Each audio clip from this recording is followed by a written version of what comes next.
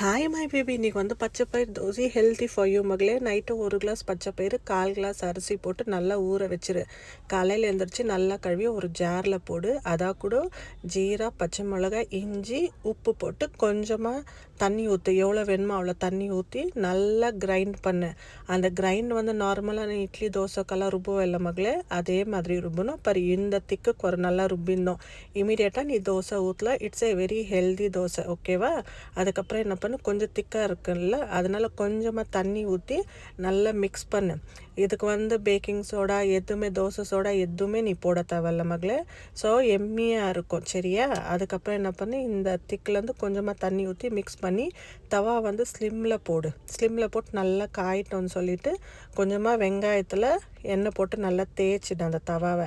அதுக்கப்புறம் ஒரு கரண்டி மாவு எடுத்து ஊற்றி நல்லா ஸ்ப்ரெட் பண்ணு. எம்மி ஹெல்தி பச்சைப்பயிறு தோசை மகளே.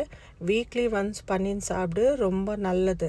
பாரு, இந்த தோசை வந்து இமீடியட்டாக ஊற்றுறதுனால ரொம்ப நல்லாவே வருது பாரு. அதுக்கப்புறம் கொஞ்சமாக எண்ணெய் ஊற்றின்னு கொஞ்சம் வெந்ததுமே திருப்பி போடு.